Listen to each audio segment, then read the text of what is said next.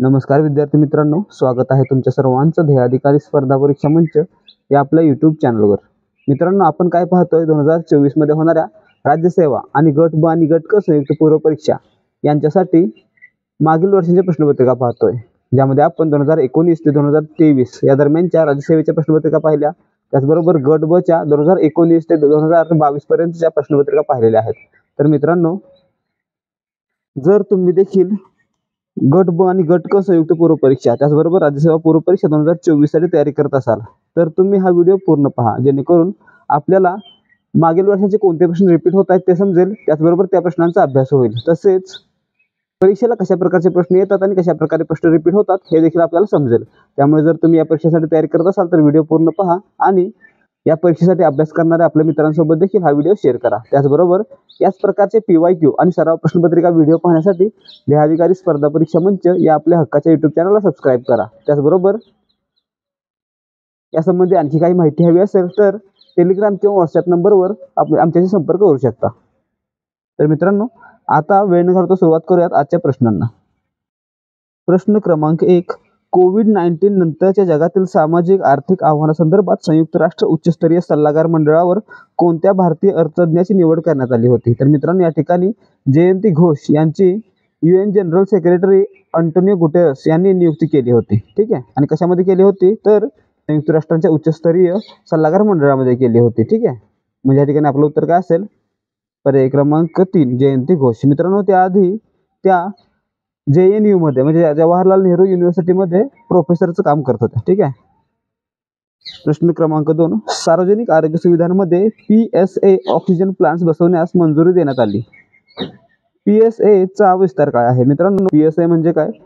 Pressure swing ऍडसॉर्प्शन, ज्याद्वारे oxygen बनवला जातो ती प्रोसेस। तर मित्रांनो, या प्रकारचे ऑक्सिजन प्लांट प्रत्येक हॉस्पिटलमध्ये लावल्यामुळे काय होईल की ऑक्सिजनचा पुरवठा भरपूर होईल आणि एकाच वेळी व्यवस्थेवर होणारा जो दबाव आहे किंवा व्यवस्थेवर येणारा प्रेशर आहे ते रिलीज करता येईल। त्यासाठी प्रत्येक ठिकाणी किंवा प्रत्येक सार्वजनिक सुविधा असलेल्या हॉस्पिटलमध्ये ऑक्सिजन प्लांट बसवण्यास मंजुरी देण्यात आलेली आहे। म्हणजे आपलं उत्तर काय असणार आहे? पर्याय क्रमांक 1 प्रेशर स्विंग ऍडसॉर्प्शन या टेक्नॉलॉजीवर आधारित ऑक्सिजन प्लांट्स बसवण्यास मंजुरी देण्यात आली आहे।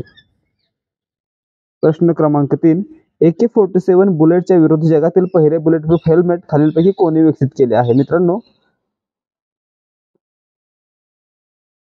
भारतीय आर्मीमध्ये मेजर असणारे अनुप मिश्रा यांनी प्रोजेक्ट अभेद्य अंतर्गत AK-47 बुलेटच्या विरोधी जगातील पहिलं बुलेट प्रूफ हेल्मेट तयार केलं आहे। म्हणजे आपलं उत्तर काय असणार आहे? पर्याय क्रमांक 3। तर मित्रांनो, त्यांनी याआधी काय केलेलं होतं तर याआधी त्यांनी एक बुलेट प्रूफ जॅकेट देखील तयार केलं होतं। प्रश्न क्रमांक 4, माय पॅड माय राईट या नावाचा नाबार्डचा उपक्रम कोणत्या राज्यात सुरू झालेला आहे? मित्रांनो, माय पॅड माय राईट हा सॅनिटरी पॅड संबंधीचा उपक्रम आहे। तो 28 ऑगस्ट 2021 रोजी या दिवसापासून नाबार्ड आणि NABF फाउंडेशन यांनी सुरू केला होता। म्हणजे या ठिकाणी आपलं उत्तर काय असणार आहे? पर्याय क्रमांक 3 त्रिपुरा या राज्यामध्ये हा उपक्रम सुरू करण्यात आला होता। प्रश्न क्रमांक 5, खालीलपैकी कोणत्या देशामध्ये स्वदेशी म्हणजे मूळ रहिवासी लोकांना सन्मानित करण्यासाठी त्यांच्या राष्ट्रगीतातील एक शब्द बदलण्यात आलेला आहे? मित्रांनो, ऑस्ट्रेलियाच्या राष्ट्रगीतामध्ये आधी एक वाक्य होतं, दुसरी लाईन होती, त्याच्यामध्ये एक वाक्य होतं for we are young and free. तर मित्रांनो, या ठिकाणी त्यांनी फॉर वी आर यंग मधील यंग काढून टाकून त्या ठिकाणी वन टाकलेला आहे। For we are one and free असं वाक्य करण्यात आलेलं आहे। आणि मित्रांनो, हा बदल 1 जानेवारी 2021 पासून झाला। म्हणजे आपलं उत्तर काय असणार आहे? पर्याय क्रमांक 3 ऑस्ट्रेलिया। प्रश्न क्रमांक 6, 30 जून 2021 रोजी जागतिक आरोग्य संघटनेने कोणत्या देशाला मलेरिया मुक्त म्हणून प्रमाणित केले आहे? मित्रांनो, आतापर्यंत एकूण 40 देशांना मलेरिया मुक्त घोषित करण्यात आलेला आहे आणि त्यापैकी सर्वात नवीन देश कोणते आहेत तर 2018 ला उझबेकिस्तान, 2018 ला पॅराग्वे, 2019 ला अल्जेरिया आणि अर्जेंटिना, 2021 ला एल साल्वाडोर आणि 2021 ला दुसरा शेवटचा देश होता चीन। म्हणजे या ठिकाणी आपलं उत्तर असणार आहे पर्याय क्रमांक 4 30 जून 2021 रोजी जागतिक आरोग्य संघटनेने चीन या देशाला मलेरिया मुक्त घोषित केलेला आहे।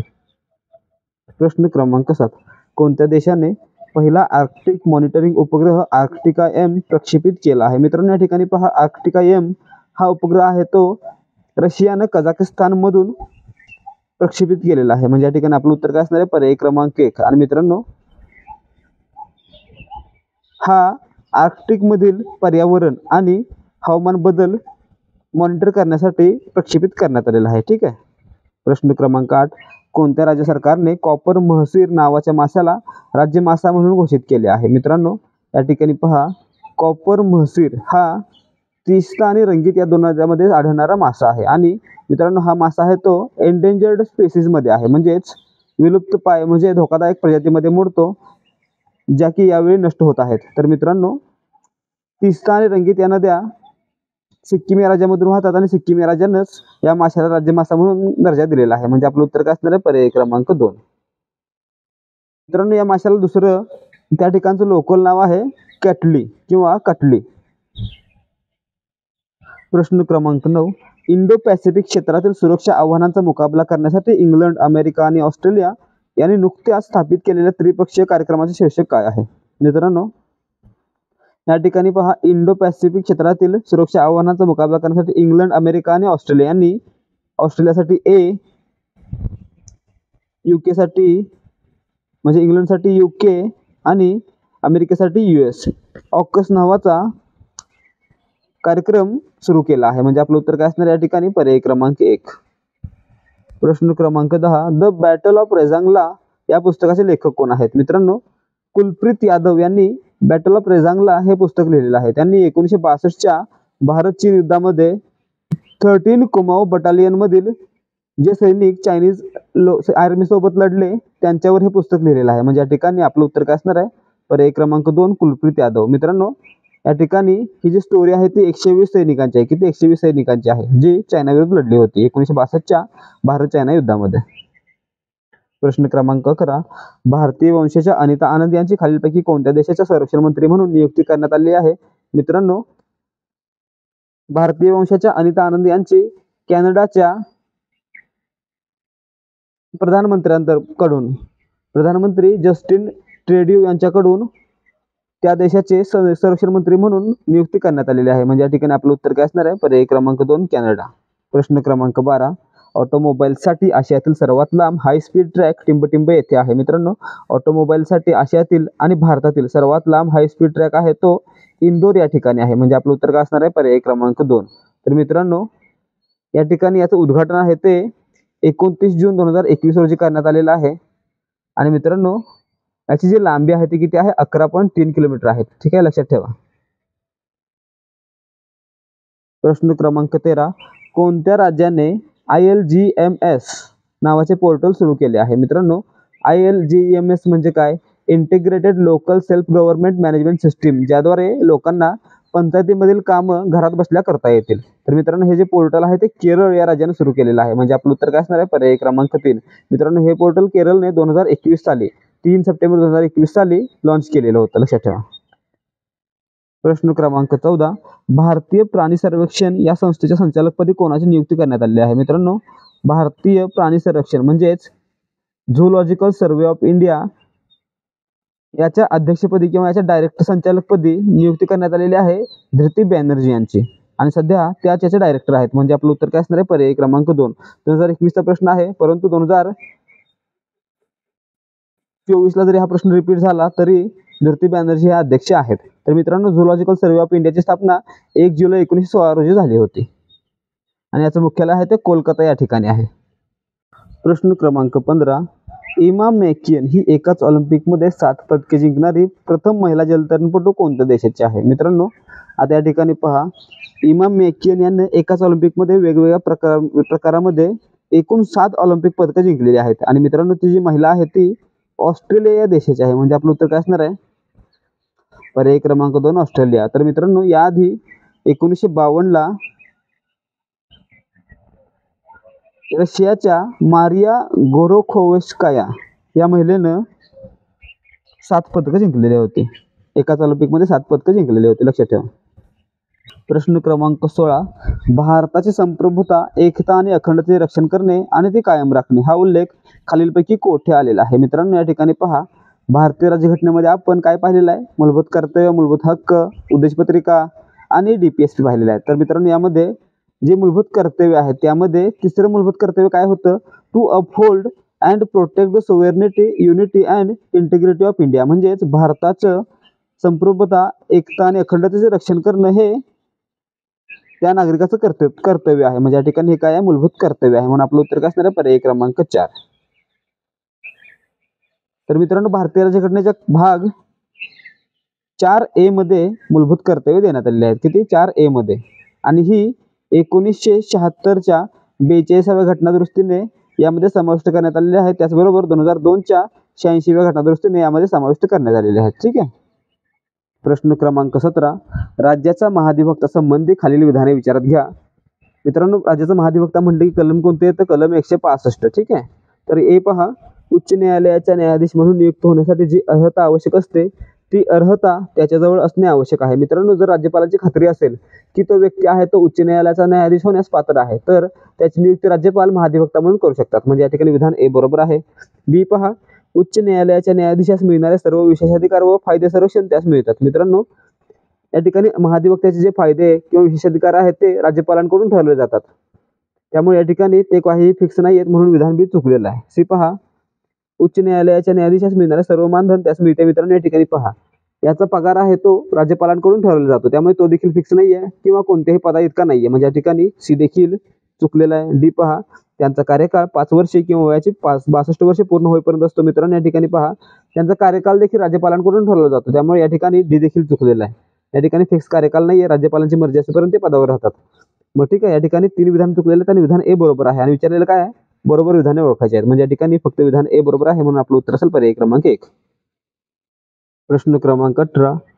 खालीलपैकी कोणत्या समितीने महाराष्ट्रात ग्रामपंचायतीच्या सरपंचाची थेट निवड जनतेतून प्रत्यक्ष पद्धतीने करण्याची शिफारस केली? मित्रांनो, या ठिकाणी पहा, अशा प्रकारची शिफारस आहे ती फक्त बाबूराव काळे समितीने केले होते. म्हणजे या ठिकाणी आपलं उत्तर काय असणार आहे, पर्याय क्रमांक 1, फक्त ए. प्रश्न क्रमांक 19. उच्च न्यायालय कोणत्या कलमाअंतर्गत विशेष आदेश जारी करतात? मित्रांनो, उच्च न्यायालय हे भारतीय राज्यघटनेच्या कलम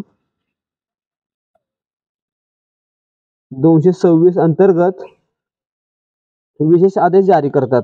जे कोणते आहेत, तर हेबियस कॉर्पस, मॅन्डेमस, प्रोहिबिशन, कोवॉरंट आणि सर्शिओररी. ठीक आहे, आपल्याला माहिती असेल रिट जारी केले जातात. तर मित्रांनो, उच्च न्यायालय आहे ते भारतीय राज्यघटनेच्या कलम 226 अंतर्गत रिट जारी करू शकतं. म्हणजे या ठिकाणी आपलं उत्तर काय असेल, पर्याय क्रमांक 4.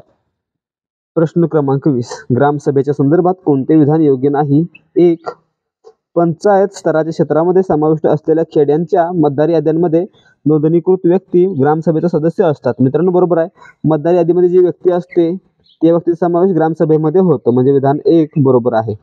या ठिकाणी कोणतं विधान योग्य नाही हे ते सांगायचं आहे. 2 पहा, पंचायतीतील सर्व नोंदणीकृत मतदारांची मिळून ग्रामसभा बनते. मित्रांनो, हे देखील बरोबर आहे. ज्यांचं मतदार यादीत नाव आहे त्यांची ग्रामसभा असते. ठीक आहे, किंवा ग्रामसभेमध्ये त्यांचा समावेश असतो. 3 पहा, ग्रामसभेचे अधिकार केंद्र सरकार निर्धारित करते. मित्रांनो, ग्रामसभेचे अधिकार आहेत ते केंद्र सरकार निर्धारित करत नाही. या ठिकाणी विधान 3 चुकलेलं आहे. म्हणजे आपलं उत्तर असेल पर्याय क्रमांक 3, हे विधान योग्य नाही. तर 4 पहा, त्याची ग्राम पातळीवरील अधिकार व कार्ये राज्य पातळीवरील राज्य विधिमंडळासारखी असतात. मित्रांनो, 4 देखील बरोबर आहे. म्हणजे या ठिकाणी फक्त विधान 3 हे चुकीचं आहे. प्रश्न क्रमांक 21. खालीलपैकी कोणते कलम केंद्र सरकारकडून राज्यांना देण्यात येणाऱ्या मदत अनुदानाशी संबंधित आहे? मित्रांनो, grants from the union to the states हे भारतीय राज्यघटनेच्या कलम 275 मध्ये देण्यात आलेलं आहे. म्हणजे आपलं उत्तर काय असणार आहे, पर्याय क्रमांक 3. कलम 275 मध्ये केंद्र सरकारकडून राज्यांना देण्यात येणाऱ्या मदत अनुदानाची तरतूद आहे. तर मित्रांनो, 265 मध्ये काय आहे, 265 मध्ये सरकारशिवाय कोणीही कर आकारू शकत नाही अशी तरतूद आहे. कलम 270 मध्ये काय आहे, तर कलम 270 मध्ये आहे की जे काही कर गोळा केले जातील ते राज्य आणि केंद्रामध्ये समान वाटणी केली जातील किंवा समान वाटले जातील. आणि कलम 280 मध्ये काय आहे मित्रांनो, वित्त आयोग किंवा फायनान्स कमिशन. प्रश्न क्रमांक 23. खालीलपैकी कोणते विधान सत्य नाही? मित्रांनो, या ठिकाणी पहा, 1. भारतीय राज्यघटनेच्या अंमलबजावणीची तारीख 26 नोव्हेंबर 1949 होते. मित्रांनो, 26 नोव्हेंबर 1949 ला भारतीय राज्यघटना स्वीकारण्यात आली किंवा संविधान स्वीकारण्यात आले, परंतु अंमलबजावणी ही 26 जानेवारी 1950 पासून होणार होती. म्हणजे या ठिकाणी विधान 1च चुकलेलं आहे, म्हणून आपलं उत्तर काय असेल, पर्याय क्रमांक 1 सत्य नाही. 2 पहा, 42व्या घटनादुरुस्तीने धर्मनिरपेक्ष शब्द जोडण्यात आला. बरोबर आहे मित्रांनो. आणि 42व्या घटनादुरुस्ती 1976 मध्ये करण्यात आली, हे देखील बरोबर आहे. आणि मित्रांनो भारतीय राज्यघटनेतील सामाजिक आर्थिक आणि राजकीय न्याय हे तत्व आहे ते रशियाकडून घेण्यात आलेलं आहे. मित्रांनो हे देखील बरोबर आहे, म्हणजे या ठिकाणी फक्त विधान एक सत्य नाही. प्रश्न क्रमांक 24 खालील विधाने लक्षात घ्या.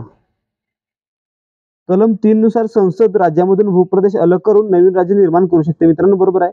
भारतीय राज्यघटनेच्या कलम 3 मध्ये काय आहे तर नवीन राज्याची निर्मिती किंवा दोन राज्यांना एकत्र करून नवीन राज्य बनवणं किंवा एखादं राज्य फोडून दोन राज्य बनवणं यासंबंधी तरतूद आहे, म्हणजे या ठिकाणी विधान एक बरोबर आहे. बी पहा, संसद राज्याच्या सीमा व नाव बदलू शकते. मित्रांनो बरोबर आहे, संसद राज्याच्या सीमा व नाव बदलू शकते. सी पहा, नवीन राज्य निर्मिती संदर्भातील विधेयक मांडताना राष्ट्रपतींची पूर्वशिफारस आवश्यक असते. मित्रांनो सी देखील बरोबर आहे. जर नवीन राज्य निर्माण करायचं असेल तर राष्ट्रपतींची पूर्वसंमती असेल. आणि डी पहा, असे विधेयक सादर करताना संबंधित राज्याच्या विधिमंडळाने दिलेला सल्ला किंवा मत स्वीकारणे बंधनकारक असते. आता मित्रांनो या ठिकाणी पहा, जर एखादं नवीन राज्य निर्माण करायचं असेल किंवा दोन राज्यांना मर्ज करून एखादं दुसरं राज्य बनवायचं असेल तर यावेळी काय मित्रांनो त्या संबंधित राज्याला असा प्रस्ताव पाठवला जाईल, परंतु त्या राज्याने दिलेला सल्ला किंवा त्या राज्याच्या विधिमंडळाने दिलेला सल्ला हा संसदेवर कोणत्याही प्रकारे बंधनकारक नसेल की तो मांडलाच पाहिजे. म्हणजे या ठिकाणी विधान डी चुकलेलं आहे आणि आपलं उत्तर काय असणार आहे, बिनचूक विधाने म्हणजे बरोबर विधाने कोणते आहेत, ए, बी आणि सी, म्हणजेच पर्याय क्रमांक 3 हे आपलं उत्तर आहे. प्रश्न क्रमांक 25 खालील विधाने विचारात घ्या.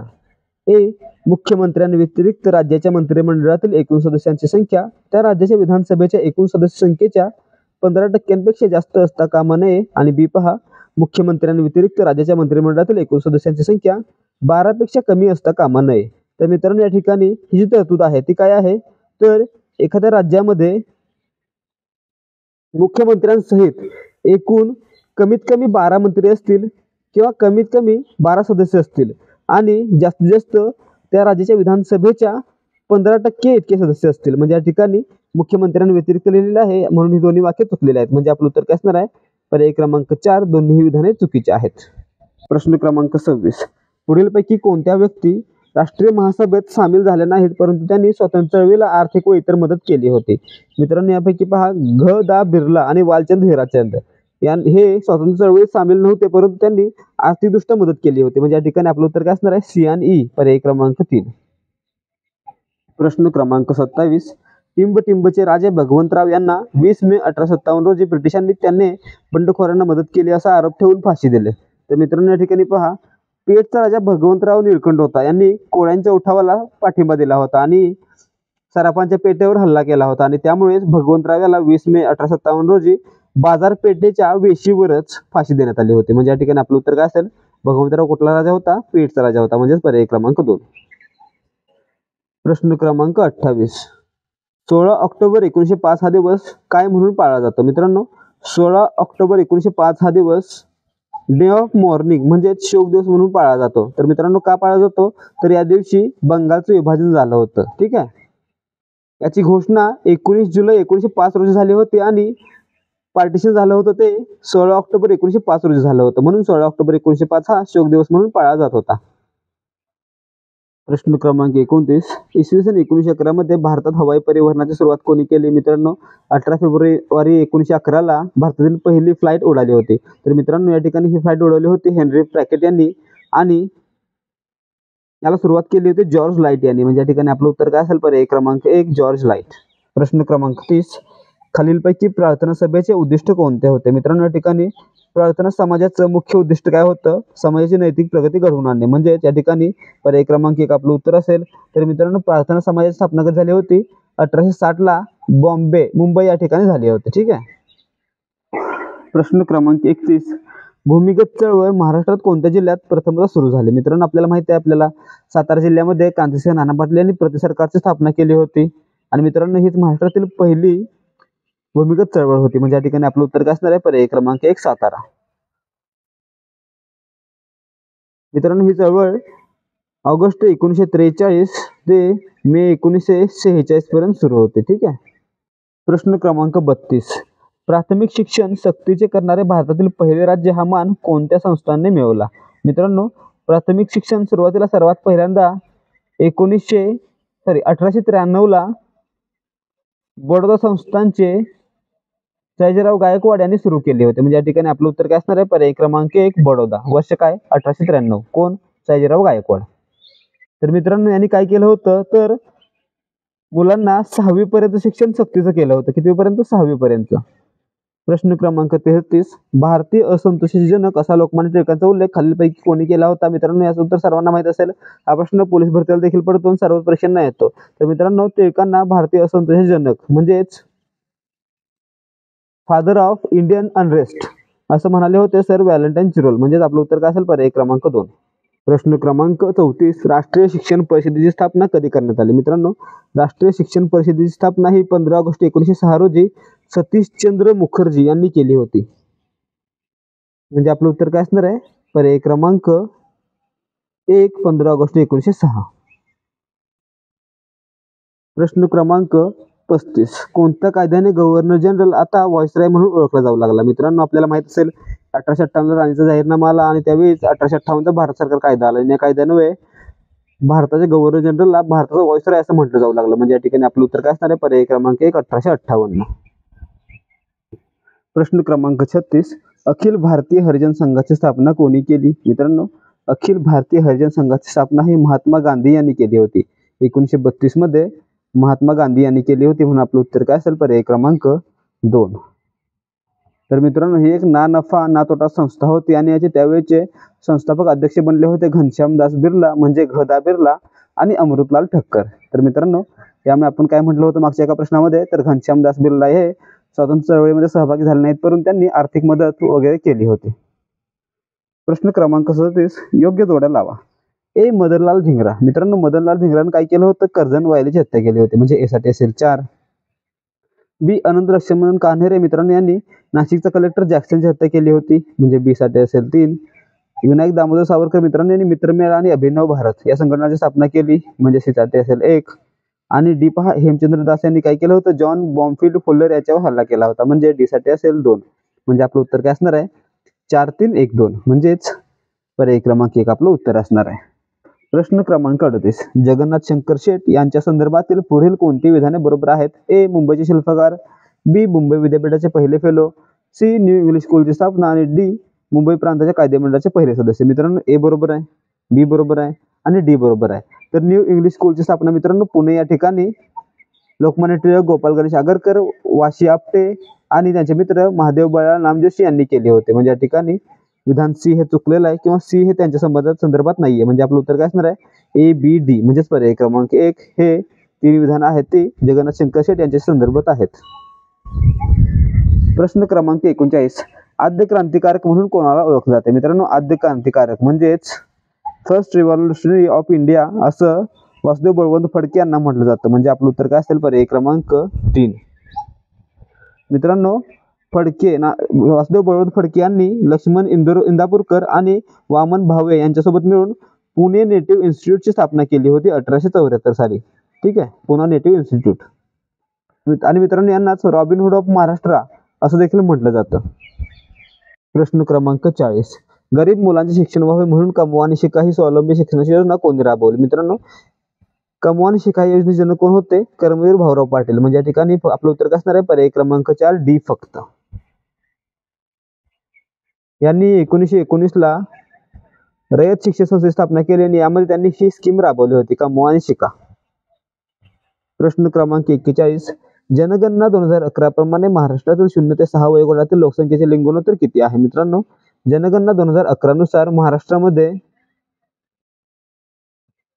0 ते 6 वर्ष वयोगटातील लिंग गुणोत्तर म्हणजेच मुलींची संख्या आहे 894. म्हणजेच पर्याय क्रमांक 1 आपलं उत्तर असेल. मित्रांनो, याला काय म्हटलं जाईल? चाइल्ड सेक्स रेशिओ म्हटलं जाईल. ठीक आहे, तो किती होता? 894. म्हणजे 1000 मुलांपुढे किंवा मुलांसमोर 894 मुली होत्या. ठीक आहे. प्रश्न क्रमांक 42, महाराष्ट्रातील दुसरे सर्वात उंच शिखर कोणते? मित्रांनो, महाराष्ट्रातील पहिलं उंच शिखर कोणतं आहे? कळसुबाई शिखर. त्याची उंची 1646 मीटर इतकी आहे. तर दुसरं आहे साल्हेर शिखर, याची उंची 1567 मीटर इतकी आहे. म्हणजे आपलं उत्तर काय असणार आहे? पर्याय क्रमांक 3. प्रश्न क्रमांक 43, 2011च्या जनगणनेनुसार खालीलपैकी कोणत्या जिल्ह्यामध्ये स्त्री साक्षरतेचे प्रमाण अधिक आहे? मित्रांनो, 2011च्या जनगणनेनुसार अमरावती या जिल्ह्यामध्ये स्त्री साक्षरता प्रमाण हे अधिक आहे. म्हणजे आपलं उत्तर काय असेल? पर्याय क्रमांक 1. या जिल्ह्याचा जो साक्षरता दर आहे तो 91.48 आहे. तर त्यापैकी 93.88% पुरुष आहेत तर 88.98% इतक्या महिला आहेत. आणि या इतर जिल्ह्याच्या तुलनेत हा दर अधिक आहे. ठीक आहे. बीडमध्ये 82.81, जालनामध्ये 75.35 आणि नंदुरबारमध्ये 81.54 महिला साक्षर आहेत. प्रश्न क्रमांक 44, महाराष्ट्रातील पहिले जलविद्युत केंद्र कोणते? मित्रांनो, महाराष्ट्रातील पहिले जलविद्युत केंद्र म्हटलं की आपल्याला सर्वांना आठवतं ते आहे खोपोली, जे की रायगड जिल्ह्यामध्ये आहे. म्हणजे या ठिकाणी आपलं उत्तर काय असणार आहे? पर्याय क्रमांक 4. तर मित्रांनो, याची स्थापना आहे किंवा हा जो प्रोजेक्ट सुरू करण्यात आलेला होता तो 1915 साली सुरू करण्यात आला होता. कधी? 1915 ला खोपोली हे जलविद्युत केंद्र बनवण्यात आलं होतं. प्रश्न क्रमांक 45, भारताच्या कोणत्या औद्योगिक प्रदेशास भारताचे रुhr म्हणून ओळखतात? मित्रांनो, रुhr म्हणजे काय? ज्या ठिकाणी सर्वाधिक मोठ्या प्रमाणात खनिज संपत्ती आढळते. तर मित्रांनो, या पर्यायापैकी पहा, छोटा नागपूर पठारी प्रदेशामध्ये सर्वाधिक खनिज संपत्ती आढळते. म्हणजे या ठिकाणी आपलं उत्तर काय असेल? पर्याय क्रमांक 4, छोटा नागपूर पठारी प्रदेश याला भारताचे रुhr या नावाने ओळखलं जातं. प्रश्न क्रमांक 46, जिल्हा आणि प्रकल्प जोड्या लावा. ए सातारा. मित्रांनो, साताऱ्यामध्ये आंधळी हा जलविद्युत प्रकल्प आहे. म्हणजेच ए साठी असेल 3. बी पहा अमरावती. मित्रांनो, अमरावतीमध्ये शहानूर हा जलविद्युत प्रकल्प आहे. हिंगोलीमध्ये सावळी आणि रत्नागिरीमध्ये नातूवाडी हे प्रकल्प आहेत. म्हणजे या ठिकाणी आपलं उत्तर काय असणार आहे? 3, 4, 2, 1 म्हणजेच पर्याय क्रमांक 1. प्रश्न क्रमांक 47, जोड्या लावा. अभयारण्य आणि ठिकाण. मित्रांनो, या ठिकाणी पहा ए तानसा. मित्रांनो, तानसा हे तानसा नदीच्या किनाऱ्यावर असलेले ठाणे जिल्ह्यातील अभयारण्य आहे.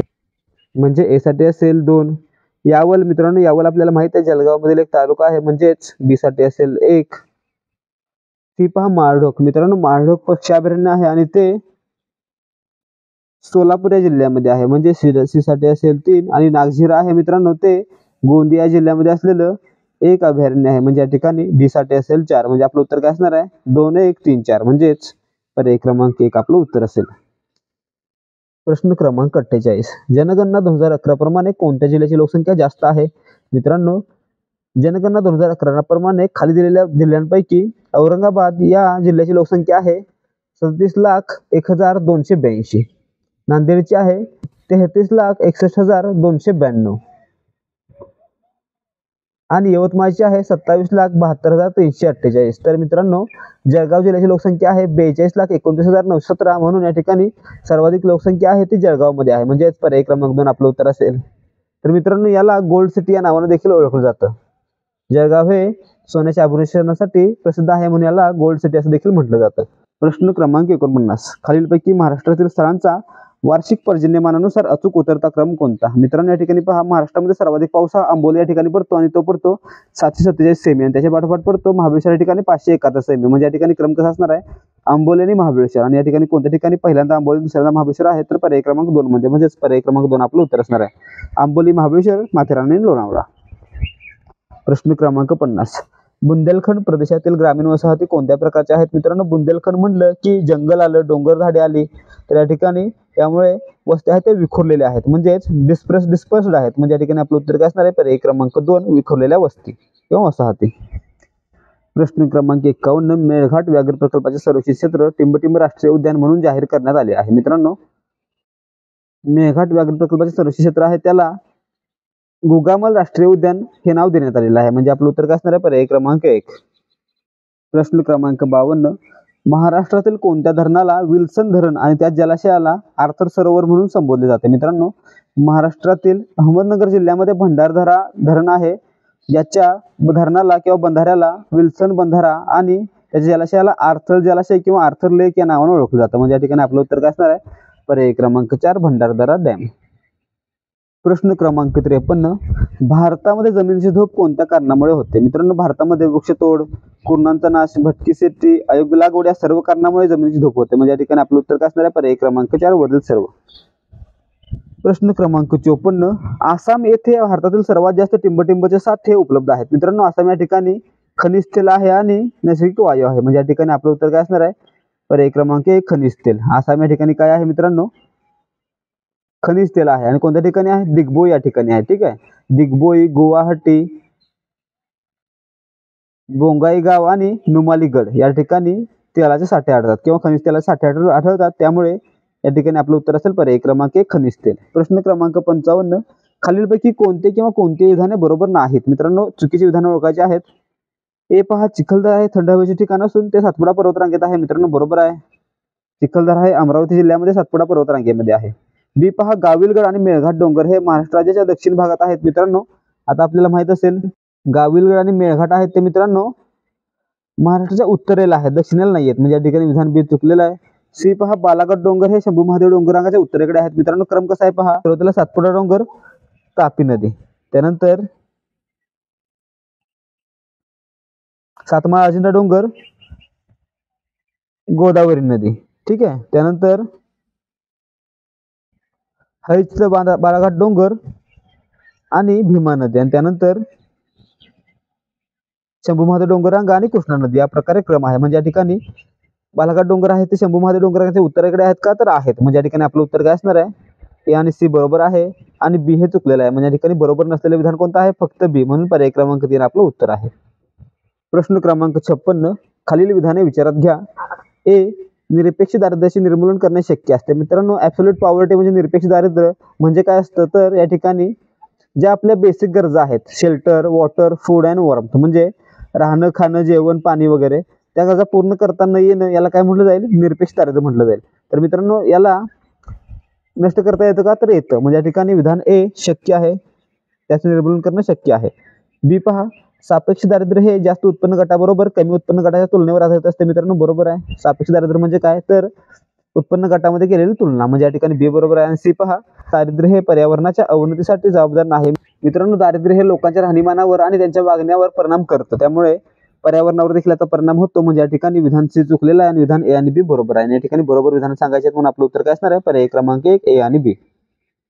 प्रश्न क्रमांक 57 खालीलपैकी कोणते वाक्य अयोग्य आहेत? मित्रांनो अयोग्य वाक्य सांगायचे आहेत, चुकीचे वाक्य सांगायचे आहेत. ए चलनी नोटा भारत सरकारकडून जारी केल्या जातात. मित्रांनो चुकीचं आहे बघा. या ठिकाणी चलनी नोटा आहे त्या आरबीआय कडून, रिझर्व्ह बँक ऑफ इंडिया कडून जाहीर केले जातात किंवा जारी केले जातात. बी पहा संकुचित पैसा किंवा M1 मध्ये लोकांजवळील चलनाचा अंतर्भाव समावेश असतो. मित्रांनो बरोबर आहे. संकुचित पैसा म्हणजे काय, की लोकांकडे आणि मार्केटमध्ये असणारा सर्व पैसा, त्याला काय म्हटलं जाईल, M1 म्हटलं जाईल. म्हणजे या ठिकाणी बी बरोबर आहे आणि ए चूक आहे. म्हणजे या ठिकाणी आपल्याला काय अयोग्य सांगायचं आहे, चुकीचे विधान सांगायचं आहे, म्हणून आपलं उत्तर काय असणार आहे, पर्याय क्रमांक 1 ए फक्त. प्रश्न क्रमांक 58 स्वर्ण जयंती रोजगार योजना SGSY याची अंमलबजावणी टिंबटिंब मार्फत होते. मित्रांनो SGSY याची स्थापना आहे किंवा याची लॉन्चिंग आहे ते 1 एप्रिल 1999 ला करण्यात आलं होतं. ठीक आहे, 1 एप्रिल 1999 ला. तर मित्रांनो याची जी अंमलबजावणी आहे ती व्यापारी बँका, प्रादेशिक ग्रामीण बँका आणि सहकारी बँका यांच्या मार्फत होते. परदेशी बँका याच्यामध्ये गुंतवणूक करत नाहीत. म्हणजे या ठिकाणी आपलं उत्तर काय असणार आहे, ए बी आणि सी, म्हणजेच पर्याय क्रमांक 3 आपलं उत्तर असेल. तर मित्रांनो यामध्ये या योजनेच्या अंमलबजावणीमध्ये केंद्राचा वाटा असतो 25% आणि राज्याचा वाटा असतो 75%. ठीक आहे. प्रश्न क्रमांक 59 अत्याधुनिक तंत्रज्ञानाचा वापर केल्याने कोणत्या प्रकारची बेरोजगारी उद्भवते? मित्रांनो अत्याधुनिक टेक्नॉलॉजीचा वापर केल्यामुळे काय होणार आहे, तर टेक्नॉलॉजिकल म्हणजेच टेक्निकल तांत्रिक बेरोजगारी उद्भवणार आहे. म्हणजे या ठिकाणी आपलं उत्तर काय असणार आहे, पर्याय क्रमांक 2 तांत्रिक. प्रश्न क्रमांक 60 विकास वित्तीय संस्था स्थापन करण्यात आल्या कारण. आता मित्रांनो या ठिकाणी पहा डेव्हलपमेंट फायनान्शियल इन्स्टिट्यूटची स्थापना का करण्यात आली होती. ए पहा अल्पमुदतीसाठी निधी उपलब्ध करून देतात. मित्रांनो या ठिकाणी नाही, चुकलेलं आहे. या दीर्घ मुदतीसाठी निधी उपलब्ध करून देतात. ठीक आहे. बी पहा कृषी आणि मुख्य क्षेत्रांचा विकास वाढवण्यासाठी मदत करतात. मित्रांनो बरोबर आहे. सी पहा नाणे बाजाराचे नियमन करतात. मित्रांनो कोणत्याही प्रकारे त्या नाणे बाजाराचे नियमन करत नाहीत. डी पहा भांडवल बाजाराचे नियमन करतात. मित्रांनो हे देखील नाही, यांचं काम काय फक्त आहे, तर कृषी आणि मुख्य क्षेत्राचा विकास करावा. म्हणजे या ठिकाणी आपलं उत्तर काय असणार आहे, पर्याय क्रमांक 3 बी फक्त. प्रश्न क्रमांक 61 खालील विधाने विचारात घ्या. ए नाबार्ड कृषी क्षेत्राच्या विकासाकरता कर्जाची सोय करून देते. मित्रांनो नाबार्ड म्हणजे काय, national bank for agricultural and rural development, म्हणजेच नाबार्ड. मित्रांनो याची स्थापना आहे ती 12 जुलै 1982 ला करण्यात आली होती. आणि मित्रांनो याचा मुख्य हेतू काय आहे, तर ग्रामीण भागाचा विकास करणे आणि शेती व्यवसायाचा विकास करणे. म्हणजे या ठिकाणी ए बरोबर आहे. बी पहा नाबार्ड ग्रामीण व्यवसायांना कर्ज पुरवठा करते. मित्रांनो बी देखील बरोबर आहे. सी पहा नाबार्ड शहरी उद्योगासाठी आर्थिक मदत करते. मित्रांनो शहरासाठी याचे कोणतेही योगदान नाहीये. आणि डी पहा नाबार्ड शहरी विकासासाठी आर्थिक मदत करते. मित्रांनो डी देखील नाहीये. या ठिकाणी फक्त ग्रामीण आणि कृषी यासाठी नाबार्ड स्थापन करण्यात आलेले आहे. म्हणजे आपलं उत्तर काय असणार आहे, कोणती विधाने बरोबर आहेत, तर फक्त ए आणि बी विधाने बरोबर आहेत. म्हणजेच पर्याय क्रमांक 2. प्रश्न क्रमांक 62, खालीलपैकी कोणती संकल्पना राष्ट्रीय उत्पन्न या संकल्पनेशी संबंधित आहे? मित्रांनो, राष्ट्रीय उत्पन्न म्हणजे काय, तर हे कशावर अवलंबून आहे, तर फ्लोवर म्हणजे प्रवाहितेवर अवलंबून आहे. म्हणजे या ठिकाणी आपलं उत्तर काय असणार आहे, पर्याय क्रमांक 3 प्रवाही. प्रश्न क्रमांक 63, समतोल अंदाजपत्रक म्हणजे? मित्रांनो, समतोल अंदाजपत्रक म्हणजे काय असतं, तर सरकार एका वर्षामध्ये जो खर्च करणार आहे आणि सरकारचं जे उत्पन्न आहे ते समान असणं, त्याला काय म्हटलं जाईल, समतोल अंदाजपत्रक किंवा समतोल अर्थसंकल्प म्हटलं पाहिजे. तर मित्रांनो, या ठिकाणी आपलं उत्तर काय असणार आहे, पर्याय क्रमांक 3. जर मित्रांनो सार्वजनिक महसूल हा सार्वजनिक खर्चापेक्षा कमी असेल तर काय होईल, तर या ठिकाणी तुटीचा अर्थसंकल्प केला जाईल. या ठिकाणी उत्पन्न कमी आहे परंतु खर्च जास्त आहे. ठीक आहे, त्यामुळे काय होईल, तुटीचा अर्थसंकल्प सादर केला जाईल. आणि ज्यावेळी उत्पन्न जास्त असेल आणि खर्च कमी असेल त्यावेळी काय होईल, तर सरप्लस बजेट सादर केलं जाईल. प्रश्न क्रमांक 64, ब्रिक्स बँकेचे संस्थापक देश कोणते? मित्रांनो, ब्रिक्सची बँक कोणती आहे सांगा पहिले, न्यू डेव्हलपमेंट बँक म्हणजेच NDB. याची स्थापना 2015 करण्यात आली होती. तर मित्रांनो आता सांगा, ब्रिक्सचे सदस्य देश कोणते आहेत? बी म्हणजे ब्राझील, आर म्हणजे रशिया, आय म्हणजे भारत, सी म्हणजे चायना आणि एस म्हणजे साऊथ आफ्रिका. म्हणजे या ठिकाणी ए आणि बी हे आपलं उत्तर असणार आहे. ब्रिक्सच्या सदस्यांनी 2015ला NDB ची स्थापना केलेली आहे. म्हणजे पर्याय क्रमांक 2 ए आणि बी. प्रश्न क्रमांक 65, लोकसंख्येचे स्थित्यंतर टिंबटिंब यामुळे घडते. मित्रांनो, लोकसंख्येचे स्थित्यंतर म्हणजेच डेमोग्राफिक ट्रान्झिशन, लोकसंख्येमध्ये होणारा बदल हा कशामुळे घडतो, तर मृत्यूदर आणि जन्मदर यांच्यामध्ये बदल झाला तर यामध्ये बदल घडेल. मृत्यूदर कमी झाला आणि जन्मदर वाढला तर काय होईल, लोकसंख्या वाढेल. म्हणजे या ठिकाणी आपलं उत्तर काय असणार आहे, पर्याय क्रमांक 2 ए आणि बी. ठीक आहे, ए आणि बी. प्रश्न क्रमांक 66, कोणत्या योजनेद्वारे गरीब महिलांना मोफत गॅस कनेक्शन दिले जाते? मित्रांनो, प्रधानमंत्री मोदींनी 2016 पासून उज्ज्वला योजना सुरू केली आहे, ज्याद्वारे गरीब महिलांना मोफत गॅस कनेक्शन दिले जात आहे. म्हणजेच पर्याय क्रमांक 1 आपलं उत्तर आहे. प्रश्न क्रमांक 67, आयकरापासून प्राप्त होणारे उत्पन्न कोणाला प्राप्त होते? मित्रांनो, आयकर म्हणजे इन्कम टॅक्स आहे तो केंद्र सरकारचा आहे, म्हणून हा किंवा यापासून होणारे उत्पन्न हे केंद्र सरकारला प्राप्त होतं. म्हणजेच पर्याय क्रमांक 2 आपलं उत्तर असेल. प्रश्न क्रमांक 68, भारतात खालीलपैकी कोणती योजना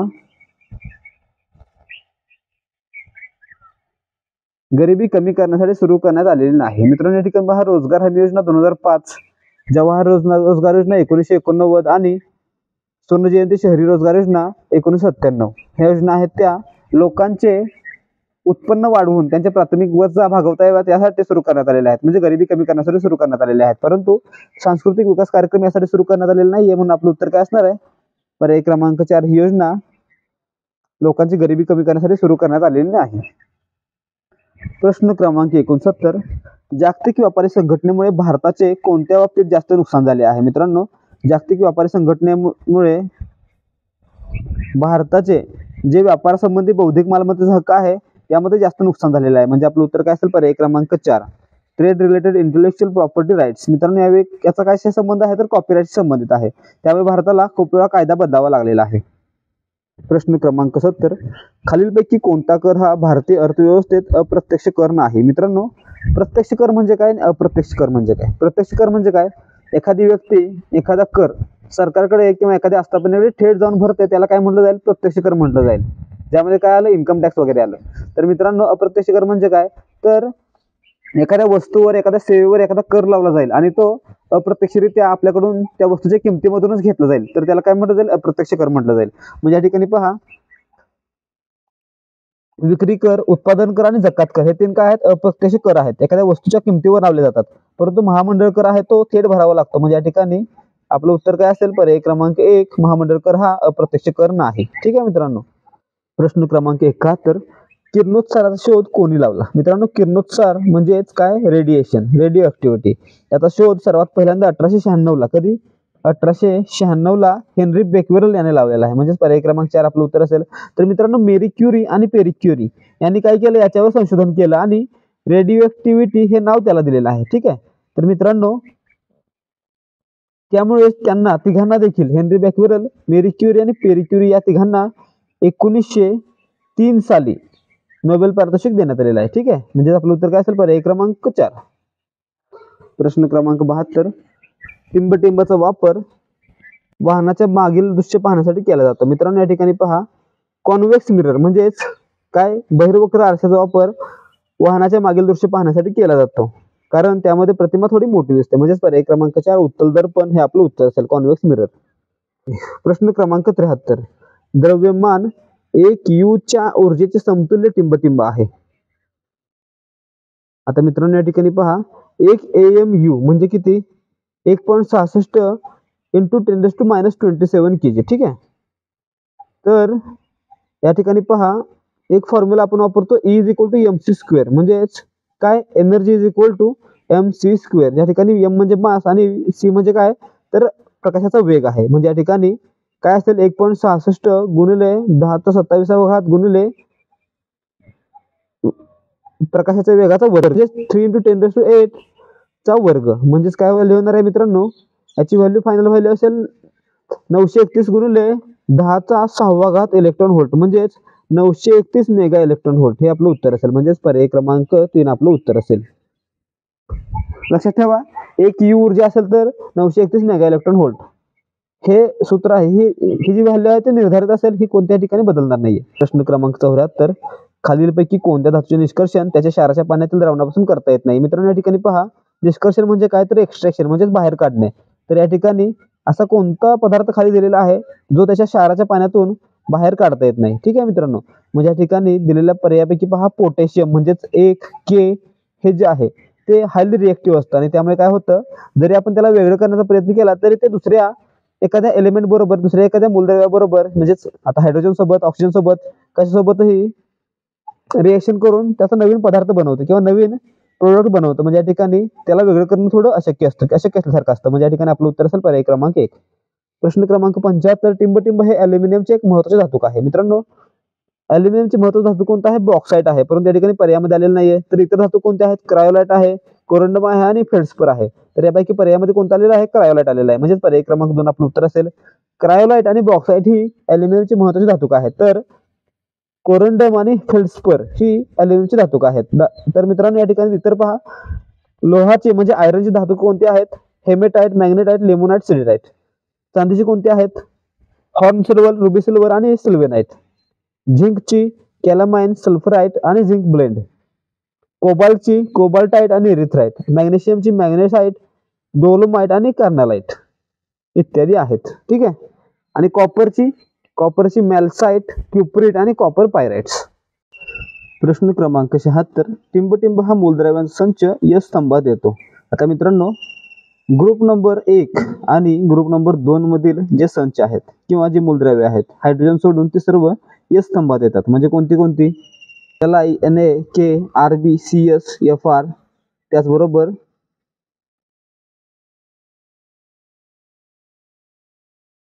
Be, Mg, Ca, Sr, Ba, Ra इत्यादी. तर मित्रांनो यापैकी पहा, Na, Ca, Ba आणि Ra ही आहेत ती S स्तंभात मोडतात. म्हणजेच पर्याय क्रमांक 4 हे आपलं उत्तर असणार आहे. प्रश्न क्रमांक 77. खालीलपैकी कोणत्या शर्तींचा संच ओबेलियाला सर्वोत्तमपणे लागू होतो? मित्रांनो ओबेलिया काय आहे, तर एक जीनस आहे, ॲनिमल किंगडम मधील एक जीनस आहे. आणि हे काय असतात, तर विविध आकारांचे समूहाने राहणारे जलचर असतात. म्हणजे या ठिकाणी पॉलिमॉर्फिक, कॉलोनियल आणि ॲक्वेटिक हे आपलं उत्तर असेल. म्हणजेच पर्याय क्रमांक 1. प्रश्न क्रमांक 78. पेरिपॅटस मध्ये पायाचे किती जोडे असतात? मित्रांनो पेरिपॅटस म्हणजे काय, तर वेल्वेट सारख्या आकाराच्या आळ्या असतात, वेल्वेट सारख्या मऊ आळ्या असतात. त्यांच्या दोन्ही बाजूला 14 ते 43 पायांचे जोडे असतात. म्हणजेच पर्याय क्रमांक 3 आपलं उत्तर असेल. ठीक आहे.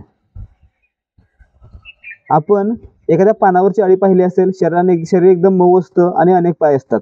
तर मित्रांनो या जोड्या असतात. प्रश्न क्रमांक 79. झुरळाचे पेरिप्लानेटा हे नाव कोणी ठेवले? तर मित्रांनो झुरळाचे पेरिप्लानेटा अमेरिकाना हे सायंटिफिक नाव कार्ल हर्मन कोनरॅड बर्मस्टेर या शास्त्रज्ञाने ठेवलं. म्हणजे या ठिकाणी बुर्मेरिस्टर पर्याय क्रमांक 3 हे आपलं उत्तर असेल. 1838 साली त्याने हे नाव ठेवलं होतं. ठीक आहे मित्रांनो. प्रश्न क्रमांक 80.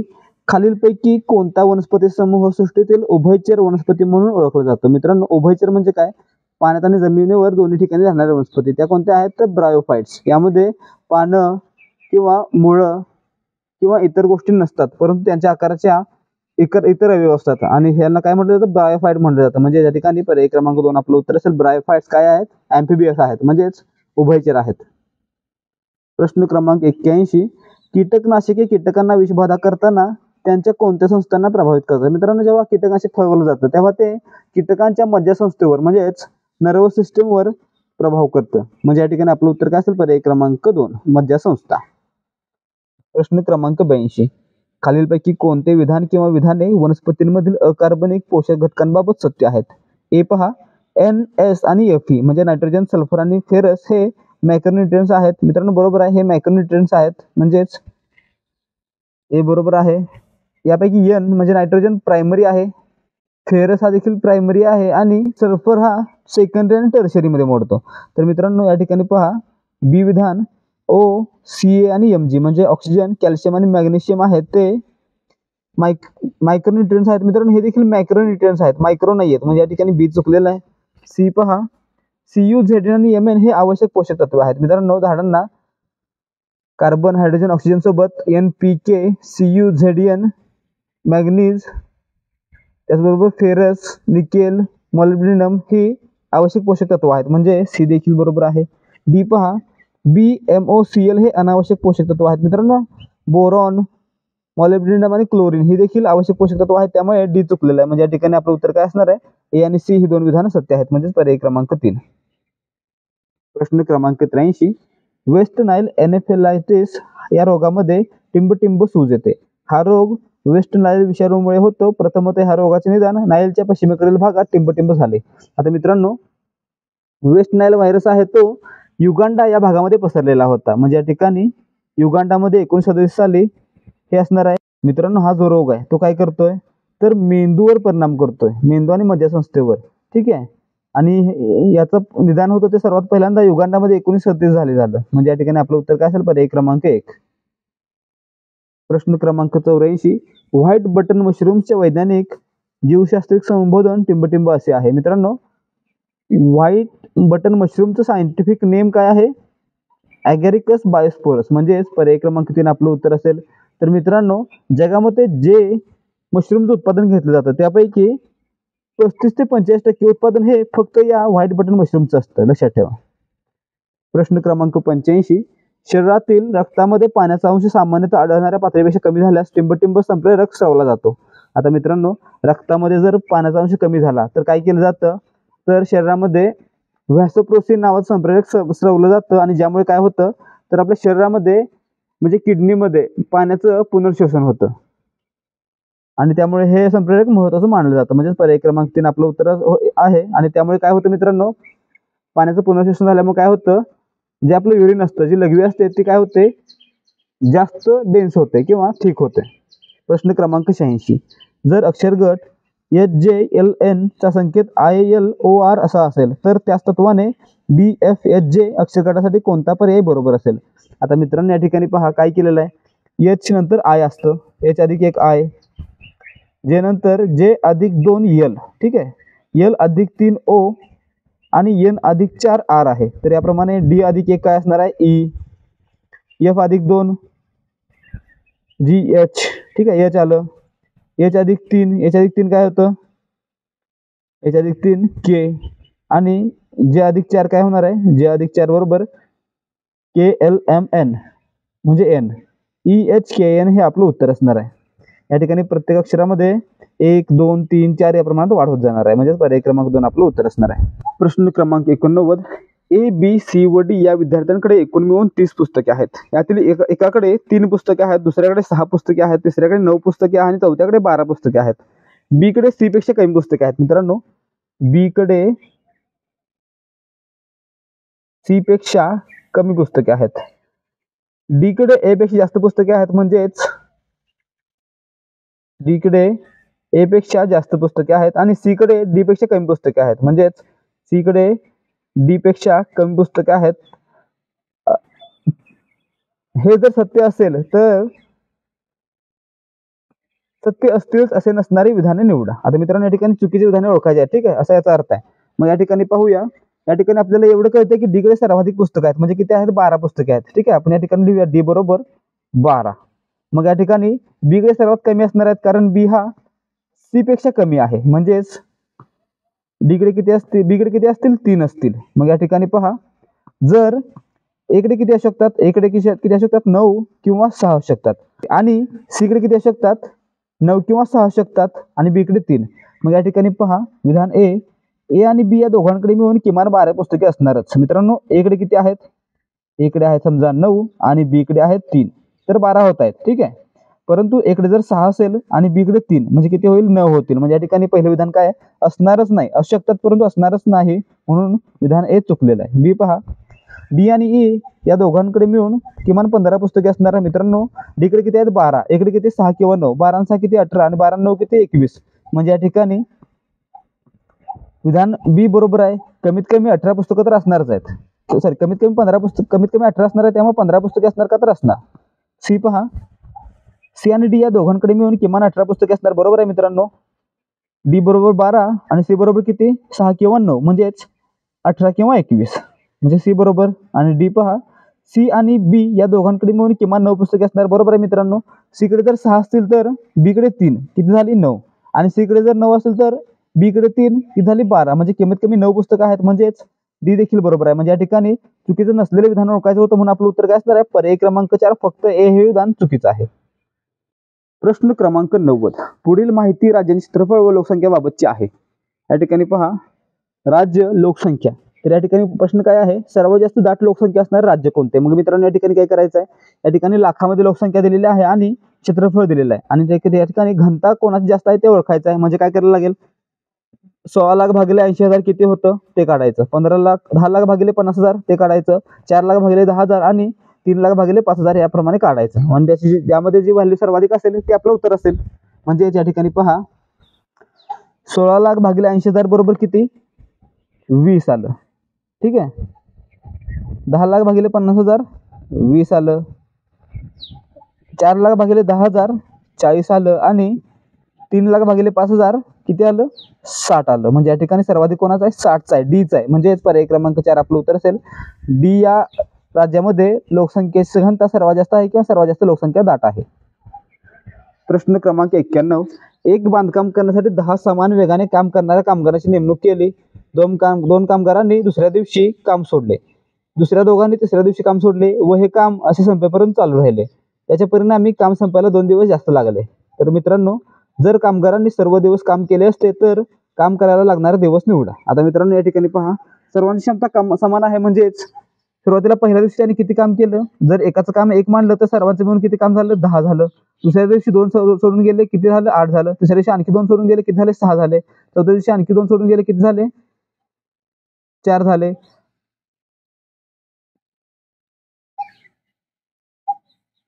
पाचव्या दिवशी आणखी 2 सोडून गेले, किती झाले, 2 झाले. आणि 6व्या दिवशी 0 काम झालं. मग मित्रांनो, या ठिकाणी काम पूर्ण झालेलं आहे, परंतु 2 दिवस जास्त लागले. एकूण किती काम झालं मित्रांनो, 10 अधिक 8 18, 18 अधिक 7 24, 24 अधिक 4 28 आणि 2 30. एकूण काम किती झालं, 30 काम झालं मित्रांनो. ठीक आहे,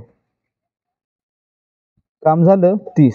ह्या 10 जणांनी जर ते काम केलं असतं तर त्यांना किती दिवस लागले असते, तर 30 भागिले 10 बरोबर 3 दिवस लागले असते. म्हणजे पर्याय क्रमांक 2 आपलं उत्तर असेल.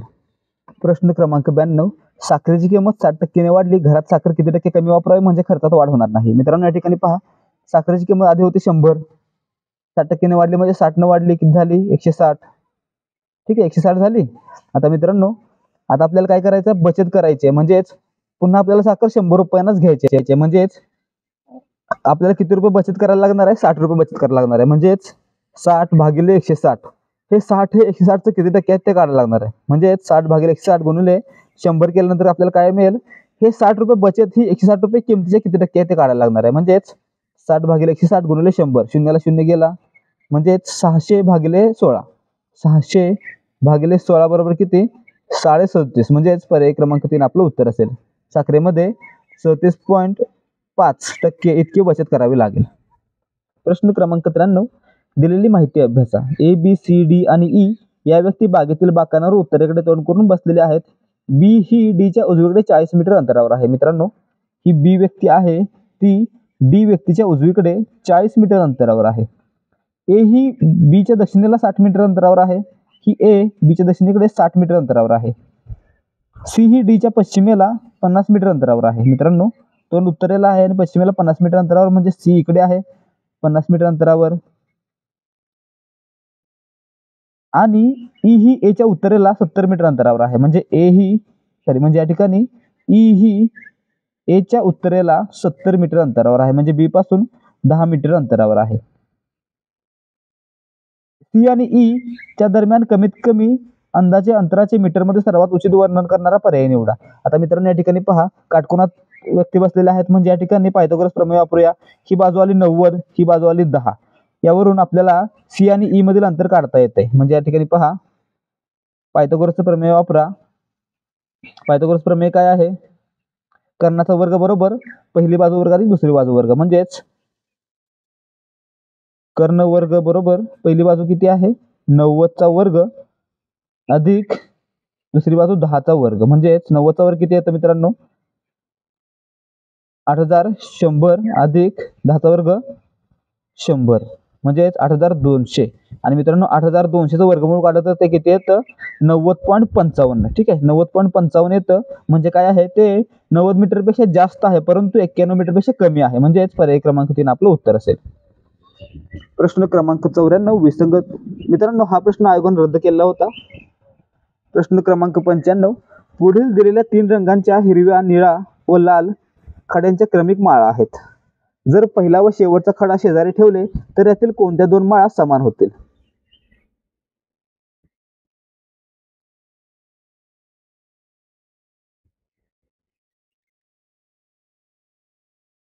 मित्रांनो समान अशी एक सिरीज सुरू राहिली पाहिजे, यासाठी एक्स आणि झेड या 2 जोड्या व्यवस्थित जुळतात, म्हणजे पर्याय क्रमांक 3 आपलं उत्तर असेल. प्रश्न क्रमांक 96, एका अपूर्णांकाचा छेद त्याच्या अंशापेक्षा 5 ने मोठा आहे. त्या अपूर्णांकाच्या अंशामध्ये 8 मिळवले व छेदातून 8 एक वजा केल्यास 15/11 हा अपूर्णांक मिळतो, तर मूळचा अपूर्णांक कोणता? आता मित्रांनो या ठिकाणी पहा, अपूर्णांकात छेद आहे तो अंशापेक्षा 5 ने मोठा आहे. जर आपण अंश हा 5 मांडला, x मांडला, तर छेद काय असेल x अधिक 5 असेल. ठीक आहे, मग आता या ठिकाणी काय केलेलं आहे, अंश किती आहे पहा, x अधिक 8 केलं तर काय होतं x अधिक 8, आणि छेदातून 1 वजा केला तर काय मिळतं x अधिक 5 वजा 1 बरोबर काय मिळतं 15/11. मग या ठिकाणी काय करूया आपण तिरकस गुणाकार, 11 ने x अधिक 8 ला गुणूया, 15 ने x अधिक 5 वजा 1 ला गुणूया, म्हणजे या ठिकाणी काय होणार आहे 11×8 = 88 अधिक 11x. ठीक आहे, बरोबर काय होणार आहे 15×15 15x अधिक 5 वजा 1 किती 4 आणि 15×4 = 60, म्हणजे या ठिकाणी 88 अधिक 11x बरोबर 15x अधिक 60. मग आपल्याला मित्रांनो 15x वजा 11x बरोबर किती 88 वजा 60 होईल, म्हणजेच 4x बरोबर किती 4x बरोबर 28. ठीक आहे, 4x बरोबर 28 असेल तर x बरोबर किती x बरोबर 28/4 बरोबर 7, x बरोबर 7 आलं. मग मित्रांनो आता काय आपण इथं पाहिलेलं आहे अपूर्णांक काय होता तो x/x + 5. x बरोबर किती आलंय 7 आलंय, म्हणजे 7 आणि 7 अधिक 5 बरोबर किती 7/12, म्हणजेच पर्याय क्रमांक 3 आपलं उत्तर असणार आहे. प्रश्न क्रमांक 97, वडील व मुलाच्या आजच्या वयाची बेरीज 50 वर्ष आहे. 4 वर्षापूर्वी वडिलांचे वय मुलाच्या वयापेक्षा 6 पट होते, तर वडील व मुलाचे अनुक्रमे आजचे वय किती? आता मित्रांनो या ठिकाणी पहा, आजचं वय दिलेलं नाहीये, परंतु 4 वर्षापूर्वीची पट दिलेली आहे. ठीक आहे, मग या ठिकाणी जर 4 वर्षापूर्वी मुलाचं वय x असेल तर वडिलांचं किती असेल 6x. मग आज किती असेल मित्रांनो मुलाचं वय x अधिक 4 आणि वडिलांचं किती असेल 6x अधिक 4. हे झालं. आता मित्रांनो आजच्या वयाची बेरीज किती आहे मित्रांनो 50 आहे, म्हणजेच x अधिक 4 अधिक 6x अधिक 4 बरोबर 50. ठीक आहे, म्हणजे या ठिकाणी 7x बरोबर किती 50 वजा 8, म्हणजेच 7x बरोबर 42. ठीक आहे मित्रांनो, मग मित्रांनो x बरोबर किती 42/7 बरोबर किती 6. एक्स बरोबर 6 आहे मित्रांनो. ठीक आहे, एक्स काय आहे मित्रांनो, 4 वर्षापूर्वीचं वय आहे. म्हणजे या ठिकाणी आजचं वय काय असेल, 6 अधिक 4 मुलाचं वय, आणि वडिलांचं किती, 6 गुणिले 6 अधिक 4 म्हणजेच 36 अधिक 4 40, म्हणजे वय किती झालं, 10 आणि 40, म्हणजेच पर्याय क्रमांक 3 आपलं उत्तर असेल. वडिलांचं वय 40 वर्ष, मुलाचं वय 10 वर्ष. प्रश्न क्रमांक 98, एका शाळेतील मुले व मुली यांचे गुणोत्तर 4:5 असे आहे. मुलींची संख्या 76 असेल तर मुले किती. आता मित्रांनो गुणोत्तर पहा काय आहे, 4:5 म्हणजे 4/5. या ठिकाणी मुले किती आहेत, 4 आहेत, आणि या ठिकाणी मुलींची संख्या किती आहे, 76. ठीक आहे, मुलं किती आहेत मित्रांनो, 5 प्रमाण आहे, परंतु संख्या दिलेली नाही, ती किती मानू आपण, एक्स मानूया. मग आपण एक्स बरोबर काढूया. त्यामध्ये जे एक्स आहे ते इकडे येताना काय होईल, वर येईल. म्हणजे एक्स बरोबर 76 आहे, 76 गुणिले 5 भागिले 4 असं येईल. ठीक आहे, या ठिकाणी 76 गुणिले 5 बरोबर किती, 380 भागिले 4, 4 एके 4, 9 चोक 36, राहिले किती, 2 राहिले, आणि 5 चोक 20 म्हणजे 95. आपलं उत्तर काय असणार आहे, मुलांची संख्या असेल 95, पर्याय क्रमांक 2. प्रश्न क्रमांक 99, 2 ट्रेनच्या वेगातील गुणोत्तर 2:5 आहे. जर पहिली ट्रेन 5 तासात 350 किलोमीटर धावली तर दोन्ही ट्रेनच्या वेगातील फरक ताशी किती किलोमीटर होईल. आता मित्रांनो या ठिकाणी पहा, मागच्या गणिताप्रमाणे आपल्याला या ठिकाणी देखील गुणोत्तरावरून उत्तर काढायचं आहे, परंतु या ठिकाणी पहिल्यांदा पहिल्या गाडीचा वेग काढायला लागेल. किती असतं, स्पीडचा फॉर्म्युला काय, speed is equal to distance upon time. ठीक आहे, डिस्टन्स किती आहे, 350 भागिले टाइम किती आहे, 5 तास, बरोबर 350 भागिले 5 बरोबर 70. पहिल्या गाडीचा वेग किती आला, 70 आला. आपण या ठिकाणी लिहूया, पहिली गाडी लिहिली त्या ठिकाणी 70. ठीक आहे, आता ह्या ठिकाणी गुणोत्तर पहा, 2:5 बरोबर 2 म्हणजे काय, पहिल्या गाडीचा वेग किती, 70, 5 म्हणजे काय, दुसऱ्या गाडीचा वेग एक्स दिलेलं नाहीये, एक्स लिहूया. म्हणजे आता या ठिकाणी आपल्याला एक्स काढायचा आहे. एक्स बरोबर काढताना काय करू आपण, एक्स पहिल्यांदा इकडे जाईल आणि छेदातून वर येईल. म्हणजे एक्स बरोबर हे 5 इकडून 70 ला गुणाकार होईल, म्हणजे 70 गुणिले 5 किती आलं, ते नंतर करूया. आणि हे राहिलेलं 2 इकडे भागिले होईल, 70 गुणिले 5 भागिले 2, 70 गुणिले 5 किती होते मित्रांनो, 7×5 35, 350, 350 भागिले 2 बरोबर 175. दुसऱ्या गाडीचा वेग किती आला, 175 आला. पहिल्या गाडीचा वेग 70, दुसऱ्या गाडीचा वेग 175, दोन्हीचे वजाबाकी करायची. 175 वजा 70 बरोबर 105, म्हणजे दोन्ही गाड्यातील फरक आपल्याला विचारलेला आहे, तो किती असेल, 105 किलोमीटर प्रति तास असेल. म्हणजेच पर्याय क्रमांक 4 आपलं उत्तर असणार आहे. प्रश्न क्रमांक 100, एका परीक्षेमध्ये 35% विद्यार्थी पास झालेत व 455 विद्यार्थी नापास झाले, तर त्या परीक्षेला एकूण किती विद्यार्थी बसले होते. आता मित्रांनो या ठिकाणी देखील गुणोत्तरच वापरायचं आपल्याला. ठीक आहे, 35% विद्यार्थी पास झाले, आपल्याला काही गरज नाहीये, आपल्याला काय कळलं यातून, 65% विद्यार्थी नापास झाले. ठीक आहे, आणि आपल्याला किती काढायचं आहे, एकूण किती विद्यार्थी, म्हणजे 100% विद्यार्थी काढायचा आहे. 65/100 केलं. ठीक आहे, 65% विद्यार्थी पास झाले, किती विद्यार्थी पास झाले, 65% विद्यार्थी नापास झाले, आणि किती विद्यार्थी नापास झालेत, मग या ठिकाणी 455. ठीक आहे, आणि आपल्याला 100 बरोबर काढायचं आहे, 100 बरोबर एक्स असेल. मग आपल्याला मागच्या गणिताप्रमाणे एक्स बरोबर काय करणार आपण, एक्स इकडे येणार, दुसरं काय होणार, 455 भागिले, इकडे छेदामध्ये काय होतं, छेदामध्ये होतं 100, ते इकडे गुणिले होईल, गुणिले 455 गुणिले 100 भागिले काय, इकडे जे वर होतं ते काय होतं, 65. 455 गुणिले 100 भागिले 65 बरोबर काय येणार आहे आपल्याला उत्तर, 65 65, 65 सत्ते 455, म्हणजेच 7 गुणिले 100 बरोबर 700. एकूण 700 विद्यार्थी परीक्षेला बसले होते, त्यापैकी 35% विद्यार्थी पास झाले आणि 455 म्हणजे 65% विद्यार्थी नापास झाले. म्हणजेच पर्याय क्रमांक 2 आपलं उत्तर असणार आहे. विद्यार्थी मित्रांनो आजसाठी फक्त एवढंच. आज आपण 2021 ची गट क ची पूर्व परीक्षेची प्रश्नपत्रिका पाहिलेली. आणि मित्रांनो जर तुम्हाला या व्हिडिओमधील माहिती समजली असेल आणि आवडली असेल तर व्हिडिओला लाईक करा आणि आपल्या मित्रांसोबत देखील शेअर करा. त्याचबरोबर याच प्रकारचे व्हिडिओ पाहून सराव करण्यासाठी देहाधिकारी स्पर्धा परीक्षा मंच या आपल्या हक्काच्या YouTube चॅनलला सबस्क्राईब करा आणि चॅनलवर जे काही व्हिडिओ अपलोड केले जातात आणि जी माहिती पुरवली जाते ती तुमच्यापर्यंत वेळेवर पोहोचावी यासाठी बेल आयकॉनवर क्लिक करा आणि ऑल वर सेट करा. भेटूया या सिरीजच्या पुढच्या भागामध्ये. जय हिंद, जय महाराष्ट्र.